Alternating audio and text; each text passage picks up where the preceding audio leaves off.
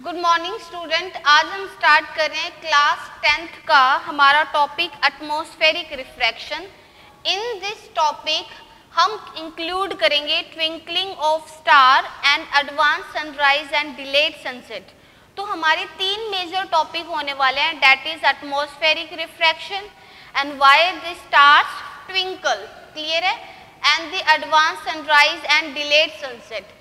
जब हम बात करते हैं एटमॉस्फेरिक रिफ्रैक्शन की तो क्लियरली हमें पता है कि रिफ्रैक्शन क्या होता है। रिफ्रैक्शन क्या होता है कि when light goes from one optical medium to another optical medium, तो लाइट क्या होती है, bend, and this bending of light is known as refraction.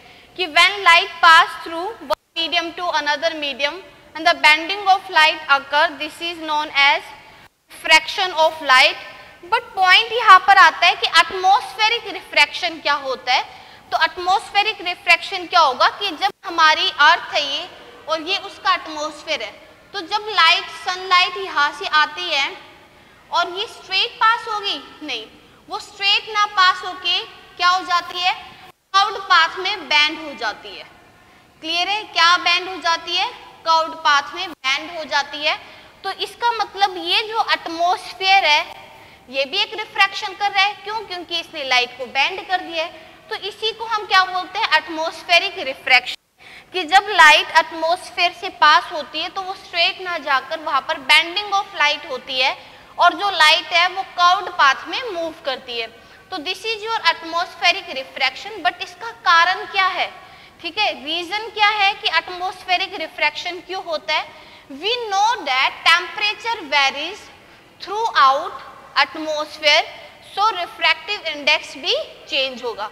देखो हमें पता है कि हमारा जो एटमॉस्फेयर है, ठीक है, उसकी टेम्परेचर वेरी करता रहता है। अब ये नहीं जरूरी कि ये जो पार्ट है और ये जो पार्ट है इन दोनों का टेम्परेचर सेम होगा, नहीं, ये भी जरूरी नहीं है। ठीक है, टेम्परेचर क्या करता है भाई, वेरी करता है। तो जब हमारा टेम्परेचर वेरी करेगा तो क्या होगा, टेम्परेचर वेरी करने से रिफ्रैक्टिव इंडेक्स भी वेरी करेगा। किस तरीके से करेगा, जब हमारी हॉट लेयर होती है दैट मीन्स टेम्परेचर क्या होगा, ज्यादा, तो वहां की डेंसिटी क्या हो जाएगी, कम, और रिफ्रैक्टिव इंडेक्स भी क्या हो जाएगा, डिक्रीज। तो ये हमारी हॉट लेयर है, ये रीजन जो है, ठीक है, ये क्या है, हॉट लेयर है। मैं इसको रेड से दिखा देती हूँ। तो this is your hot layer. अब यहाँ पर ये बन चुकी है हॉट लेयर, क्लियर है, और ये वाली जो है ये हमारी बन चुकी है कोल्ड लेयर। ये हमारी क्या बन चुकी है, कोल्ड लेयर। तो यहाँ का टेम्परेचर क्या होगा, कम, डेंसिटी होगी हाई, और एन की वैल्यू भी क्या होगी, ज्यादा। तो हम ये देख रहे हैं कि यहाँ का टेम्परेचर कम है और यहाँ का टेम्परेचर क्या है, ज्यादा, क्योंकि ये हॉट लेयर है, ये कोल्ड लेयर है। तो इस पार्ट का टेम्परेचर कम होने से उसका रिफ्रैक्टिव इंडेक्स इंक्रीज हो गया, और इस पार्ट का टेम्परेचर ज्यादा होने से डेंसिटी कम होगी और रिफ्रैक्टिव इंडेक्स भी क्या होगा, कम होगा। तो हम देख रहे हैं कि एटमॉस्फेयर के डिफरेंट पार्ट की वजह से हमारे जो टेम्परेचर है वो भी वेरी करता है। तो इस तरीके से ये एक दो लेयर और आ जाती हैं, ठीक है, इस लेयर का टेम्परेचर इससे क्या है, कम है, लेकिन इससे क्या है, ज्यादा है। तो हमारे पास यहाँ पर एन की वैल्यू, तो हम देखेंगे कि यहाँ पर एन डिक्रीज है, एन की वैल्यू जब कम होती है तो उसे हम क्या बोलते हैं, रेयर मीडियम, और यहाँ पर ये इसका डेंसर है और ये देन डेंसर है। तो जब लाइट रेयर से डेंसर मीडियम होती है तो क्या होगी, लाइट बैंड होगी। क्या होगी, लाइट बैंड होगी। तो आप देख रहे हो कि किस तरीके से हमारे पास होगा, जब हमारे पास लाइट ऐसे आएगी, ठीक है, लाइट कैसे आ रही है, स्ट्रेट आ रही है। अब पॉइंट क्या है, जब लाइट स्ट्रेट आएगी तो जैसे यहाँ पर आई, ये आपका रेयर था, ये आपका क्या हो गया, डेंसर हो गया, क्योंकि ये इस वाले से क्या है, डेंस है। तो लाइट क्योंकि एटमॉस्फेयर में आई है तो लाइट क्या हो जाएगी, बैंड होगी। नाउ अब ये आपका क्या है, डेंसर, और ये वाला क्या है, रेयर। तो इस पे हम नॉर्मल बनाएंगे, फिर लाइट क्या हो जाएगी, बैंड हो जाएगी। नाउ अब इस पर जब गिरी है, ये आपका क्या है, डेंसर है, हम फिर बनाएंगे और क्या हो जाएगी, वो बैंड हो जाएगी। तो इस तरीके से जब अर्थ पे पहुंचेगी और कोई इंसान उसको देखता है तो हमारी जो लाइट है वो क्या हो रही है, यहाँ पर बैंड होती जा रही है। तो ये जो एटमॉस्फेयर है अर्थ का, ये जो एटमॉस्फेयर है इसकी डिफरेंट डिफरेंट लेयर जो है वो ऑफर करेंगी डिफरेंट डेंसिटी को, और उसकी वजह से n की वैल्यू रिफ्रैक्टिव इंडेक्स भी चेंज होगा और हमारी लाइट बैंड होगी। तो हम यहाँ से क्या देखते हैं कि when light passes through atmosphere, जब लाइट एटमॉस्फेयर से पास होती है of different layer having different densities, ठीक है, इस एटमॉस्फेयर में से लाइट पास हो रही है, ये इसकी डिफरेंट डिफरेंट लेयर्स है जिनकी डेंसिटी भी क्या है, डिफरेंट है। हमारे near the earth surface density क्या होगी, ज्यादा होगी, और ऊपरी वाली जो लेयर होती है उस पे डेंसिटी क्या होगी, कम होगी। तो उसकी वजह से n की वैल्यू भी क्या होगी, चेंज होगी, और रिफ्रैक्टिव इंडेक्स के चेंज होने से हमारी लाइट क्या हो जाती है, बैंड हो जाती है। तो this is your atmospheric refraction. अब हमारे पास क्या होता है कि जब हम एटमॉस्फेरिक रिफ्रैक्शन की हमने बात की, लेकिन इसमें डिफरेंट डिफरेंट फिनोमिना कौन कौन से आते हैं। द फर्स्ट फिनोमिना हम बात करें, ये क्लियर है कि हाई टेम्परेचर होगा तो लो डेंसिटी है, एन डिक्रीज करेगा, और अगर हमारे पास क्या हो जाएगा, कोल्ड लेयर होगी यानी लो टेम्परेचर होगा तो हाई डेंसिटी और an increase. High temperature low density, low temperature high density, इतना सिंपल याद रखो, और ये आपका क्या हो जाता है, एटमॉस्फेरिक रिफ्रैक्शन। तो पॉइंट क्लियर है कि हमारा जो लाइट एटमॉस्फेयर से पास होती है वो स्ट्रेट पास नहीं होती है, लाइट क्या होती है, बैंड होती है, ठीक है, वो कर्व्ड पाथ में मूव करती है, और क्योंकि वहां पर टेम्परेचर डिफरेंट डिफरेंट पार्ट का क्या होता है, डिफरेंट होता है। अब जरूरी नहीं है कि ये जो लाइट है, ठीक है, ये इस तरीके से और हमेशा ऐसे ही होए, नहीं, जरूरी नहीं है। कुछ टाइम के बाद मान लो यहाँ टेम्परेचर चेंज हो गया तो वो इस तरीके से भी हो सकती है बैंड, वो इस तरीके से भी हो सकती है बैंड, ठीक है। तो इस तरीके से हम क्या बोल सकते हैं कि वो टेम्परेचर के ऊपर डिपेंड करता है और लाइट क्या हो जाती है, बैंड हो जाती है। अब पॉइंट हमारे पास क्या आता है कि हम इसकी क्या बात करते हैं, फिनोमिना की। तो हम इसकी फिनोमिना की बात करते हैं। First important phenomena, twinkle twinkle little star. आपने पोएम सुनी है और बचपन में बहुत सुनी है, ठीक है, छोटे बच्चे गाते रहते हैं। तो इसका मतलब क्या है कि हमारे स्टार ट्विंकल करते हैं, लेकिन हमारे स्टार ट्विंकल क्यों करते हैं, क्या रीजन है उसका, चलो हम देखते हैं। ये हमारे पास अर्थ है, ठीक है, और ये स्टार है, और ये यहाँ से हमारा स्टार्ट हो जाता है एटमॉस्फेयर, ये आपका एटमॉस्फेयर है। Clear point. अब आप क्या देख रहे हो, ठीक है, कि जब लाइट इससे पास होगी तो आपको पता है कि यहाँ हमारी लाइट बैंड होना स्टार्ट कर देती है। क्या हो जाएगी, बैंड हो जाएगी, क्योंकि रेयर से डेंसर आई है, फिर बैंड हो जाएगी, फिर बैंड हो जाएगी। तो यहाँ जो पर्सन है, यहाँ जो भी पर्सन हमारे पास है उसको क्या दिखाई दे रहा है, अगर वो देखेगा तो हमारी जो आंखें हैं, हमारी जो आईज हैं, वो रिफ्रैक्शन और रिफ्लेक्शन नहीं देख सकती, उसका पाथ नहीं देख सकती हैं, वो हमेशा क्या देख सकती हैं, स्ट्रेट लाइन में देख सकती हैं। तो इसको जब मैं आगे बढ़ाऊं, इसको जब मैं आगे बढ़ा रही हूं तो ये हमारे पास क्या होगा, स्टार होगा। Stars appears at stars appears at higher position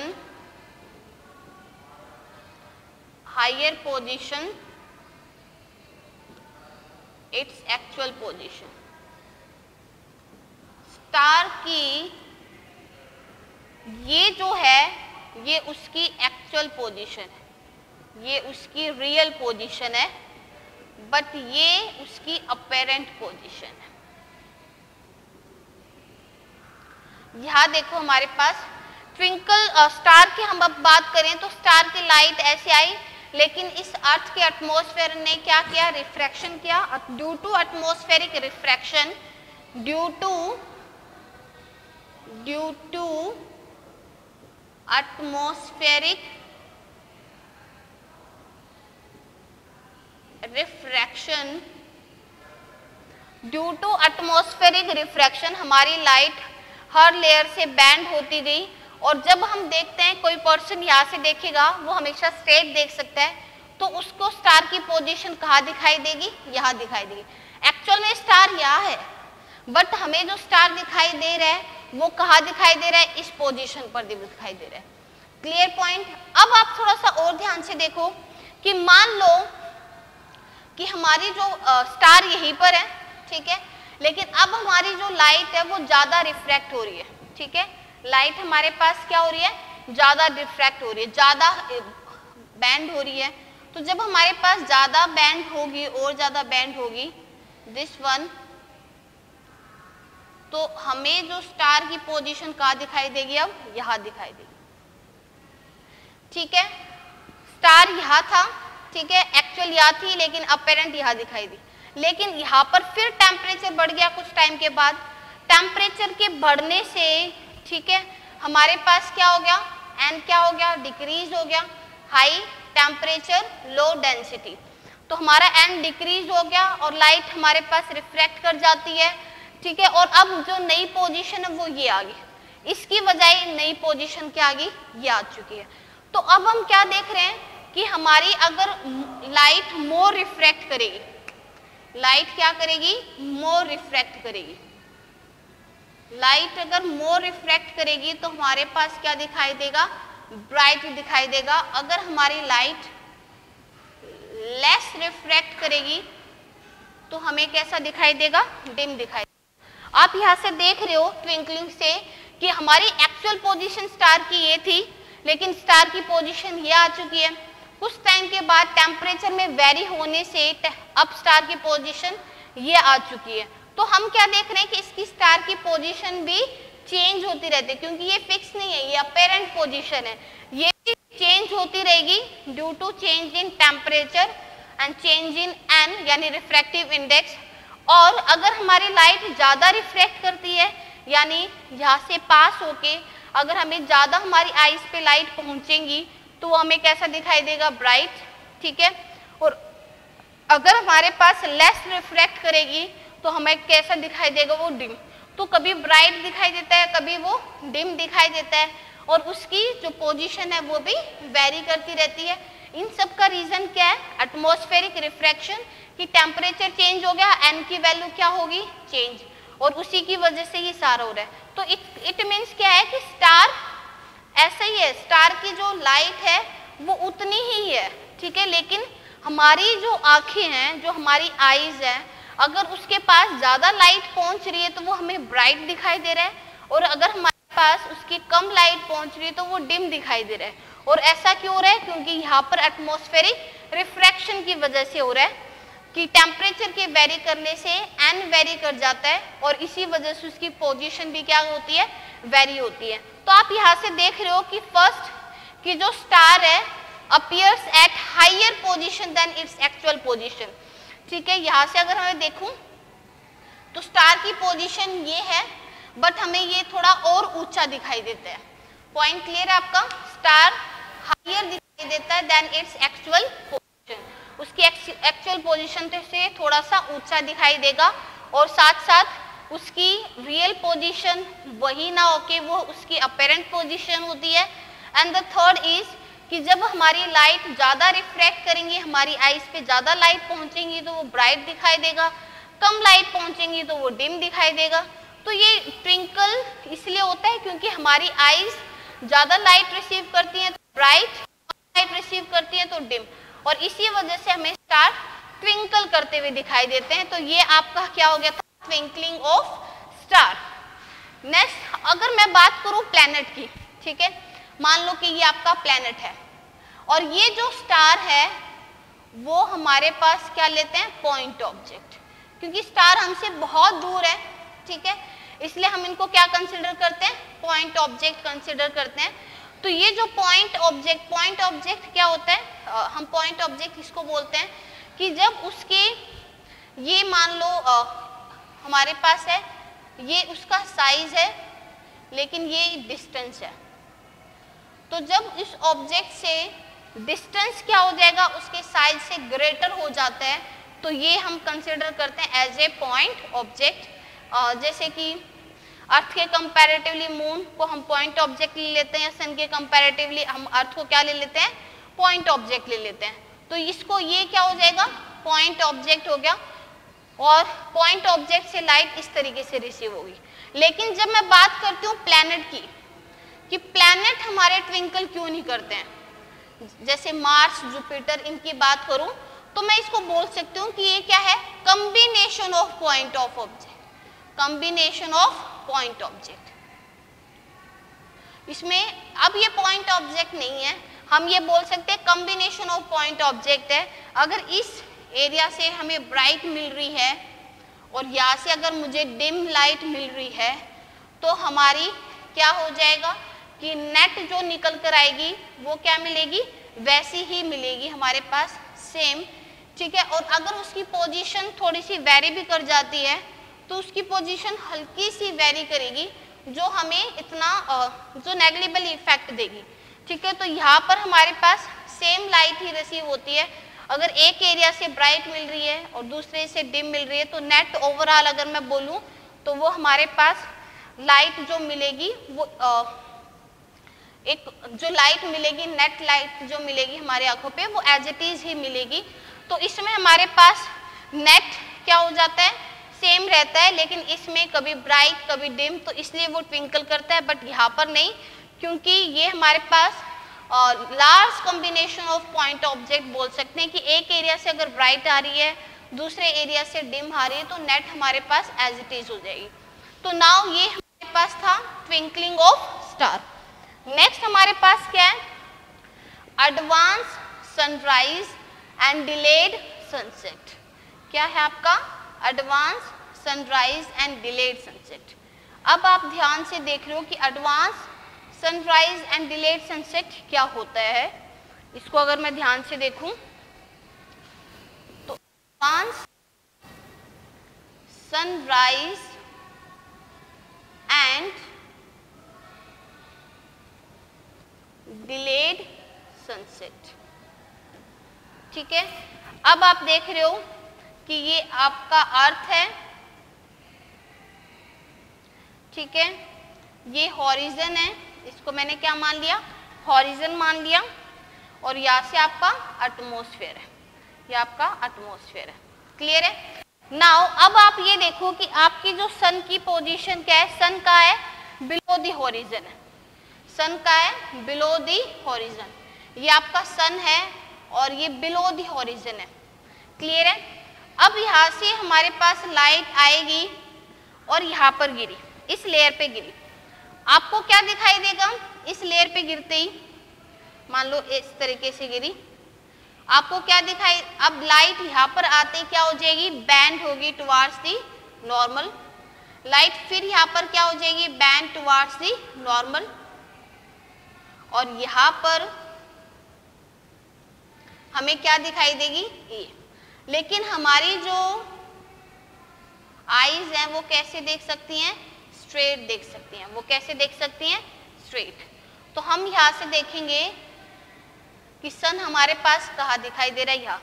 इसका मतलब क्या हुआ, ध्यान से देखो, एडवांस सनराइज, अभी सन उगा नहीं है, यानी सनराइज हुआ नहीं है, लेकिन हमें पहले ही दिखाई देता है, क्योंकि ये उसकी रियल पोजीशन है और ये उसकी अपेरेंट पोजीशन है। अभी हमारा जो सन है वो बिलो दी हॉरिजन है, बिलो दी हॉरिजन है। अभी हमारा जो सन है वो बिलो दी हॉरिजन है, मतलब हॉरिजन से नीचे है। अभी सूरज उगा भी नहीं है, लेकिन हमें पहले ही दिखाई देता है। क्यों, इसका रीजन क्या है, एटमॉस्फेरिक रिफ्रैक्शन, कि अभी सन बिलो दी हॉरिजन है, सूरज नहीं उगा है, लेकिन इस बेंडिंग ऑफ लाइट की वजह से हमें सूरज कहाँ दिखाई देता है, ऊपर दिखाई देता है। और कितना टाइम पहले दिखाई देता है, बिफोर 2 मिनट, ठीक है। यानी जब सनराइज होता है एक्चुअल में, एक्चुअल सनराइज और अपेरेंट सनराइज में कितना टाइम का डिफरेंस है, 2 मिनट का डिफरेंस है। यानी हमारा एडवांस सनराइज क्या होता है, 2 मिनट पहले ही हमें सूरज दिखाई दे जाता है, जबकि सूरज का होता है बिलो दी हॉरिजन होता है। सेम मैं अगर बात करूं कि हमारा सूरज छिप चुका है, अभी सन जो है वो छिप चुका है, लेकिन अगर आप यहाँ देखोगे तो बेंडिंग ऑफ लाइट की वजह से हमारे पास कैसा दिखाई देगा, यहाँ दिखाई देगा। क्लियर है, कहाँ दिखाई देगा, यहाँ। तो ये उसकी क्या होगी, अपेरेंट पोजीशन। और इसमें भी जो टाइम लगता है वो क्या होता है, 2 मिनट का, ठीक है। यहाँ पर क्या हो गया, डिलेड सनसेट। इसका मतलब है सूरज उगा नहीं है लेकिन पहले ही उग जाता है। एक्चुअल में सूरज उगा नहीं है, लेकिन ड्यू टू एटमॉस्फेरिक रिफ्रैक्शन हमें 2 मिनट पहले ही सूरज दिखा। सिमिलरली सूरज छिप चुका है, लेकिन ड्यू टू एटमॉस्फेरिक रिफ्रैक्शन बाद हमारा सनसेट होता है। अगर मैं बात करूं तो हमारे डे टाइम में, अगर मैं बात करूं हमारे डे टाइम में कितना टाइम प्लस हो चुका है, 4 मिनट। डे टाइम कितना बढ़ चुका है, 4 मिनट बढ़ चुका है। और ये किसकी वजह से हुआ है, due to atmospheric refraction, due to atmospheric refraction. तो बहुत ही इजी है, आपको पता ही है कि ड्यू टू एटमॉस्फेरिक रिफ्रैक्शन सन की रियल पोजीशन यह है बट दिखाई देता है यहाँ, अपेरेंट पोजीशन यह है। सन की रियल यह है बट दिखाई देता है अपेरेंट यहाँ। तो यहाँ हो रहा है एडवांस सनराइज, 2 मिनट पहले ही सूरज उग चुका है। और है डिलेड सनसेट, यानी सनसेट हो चुका है लेकिन फिर भी हमें सूरज दिखाई देता है, 2 मिनट बाद तक दिखाई देते हैं। तो टोटल डे टाइम कितना प्लस हो चुका है आपका, 4 मिनट हो चुका है। और इसका रीजन क्या है, ड्यू टू एटमॉस्फेरिक रिफ्रैक्शन। एक और चीज यहाँ से आती है, आप थोड़ा सा ध्यान से देखोगे तो इसी में ही मुझे ध्यान में आ रहा है कि जब हम सुबह देखते हैं, ठीक है, और शाम को देखते हैं तो हमारा जो सन है, ठीक है, वो कैसा दिखाई देता है, ओवल शेप का दिखाई देता है। कैसा शेप का दिखाई देता है, ओवल का। लेकिन मिड डे में, यानी जब सूरज बिल्कुल हमारे ऊपर होता है तो वो सर्कुलर में दिखाई देता है, बिल्कुल सेम साइज का, सेम शेप का दिखाई देता है। तो यहाँ देखो हमारे पास, मैं तीनों केस ले रही हूं और इसको ध्यान से देखना है। ये आपकी क्या होगी, डिफरेंट डिफरेंट लेयर हो चुकी है। सन अभी यहाँ है, मैं तीनों केस लेती हूँ, सन यहाँ है और सन यहाँ है, ठीक है। ये आपका है सनराइज मिड में जब नून टाइम होता है, और ये आपका है सनसेट। अब यहाँ से देख रहे हो, एक मैंने यहाँ भेज दी है, एक मैंने। अब जैसे ही यहाँ पर होगा तो क्या होगी, बेंडिंग ऑफ लाइट होगी। क्या होगी आपकी, बेंडिंग ऑफ लाइट, ठीक है।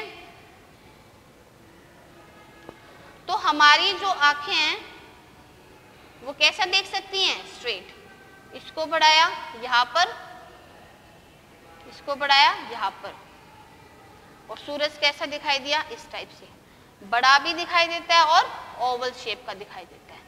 तो ये हमने क्या देखा, ओवल शेप देखी सनराइज के टाइम पे, ठीक है। सेम हमारे पास है कि यहाँ से एक लेयर ले ली मैंने, एक लेयर मैंने यहाँ से ले ली। नाउ आप क्या देख रहे हो, यहाँ बेंडिंग हो रही है, यहाँ बेंडिंग हो रही है, फिर यहाँ बेंडिंग हो रही है, यहाँ बेंडिंग हो रही है, और इस तरीके से बैंड होता हुआ यहाँ पहुंच गया वो। तो हमारी जो आईज हैं उसको इस तरीके से दिखाई देगा। तो जब मैं इसको स्ट्रेट करूंगी और इसको स्ट्रेट करूंगी तो हमारा कैसा दिखाई देगा, ओवल शेप का।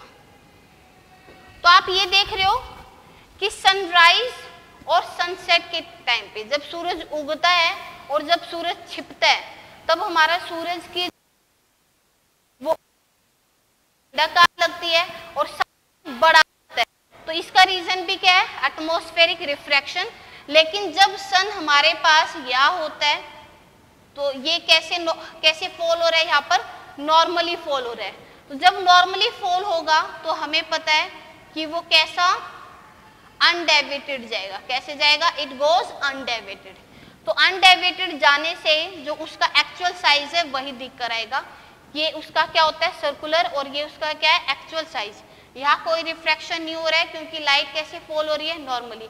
तो ये सुबह का है सनराइज, ये नून का है मिड में, और ये है सनसेट के टाइम पे। शाम को सूरज बड़ा दिखाई देता है, ओवल शेप का दिखाई देता है, लेकिन नून में हमारे पास जो सूरज है उसकी एक्चुअल साइज, मतलब जैसा एक्चुअल साइज दिखाई देता है और सर्कुलर का दिखाई देता है। तो ये जो रीजन है ये सारा क्या है? Due to atmospheric refraction. इसका कारण क्या है? ड्यू टू एटमॉस्फेरिक रिफ्रैक्शन, कि हमारी जो अर्थ का एटमॉस्फेयर है वो डिफरेंट लेयर की डिफरेंट डेंसिटी होने की वजह से वो हमारी लाइट को बैंड कर देता है, ठीक है, और इसी वजह से ये सारे फिनोमिना होते हैं। तो ये आपका एटमॉस्फेरिक रिफ्रैक्शन था। The topic is complete. जो नेक्स्ट टॉपिक होगा वो होगा आपका स्कैटरिंग ऑफ लाइट। तो इसके कंप्लीट नोट्स बनाने, ठीक है, सारा थ्योरेटिकल पार्ट है ये, इसका कोई न्यूमेरिकल नहीं है, लेकिन 2 मार्क्स के लिए हर एक फिनोमिना काफी इंपॉर्टेंट है। Thank you.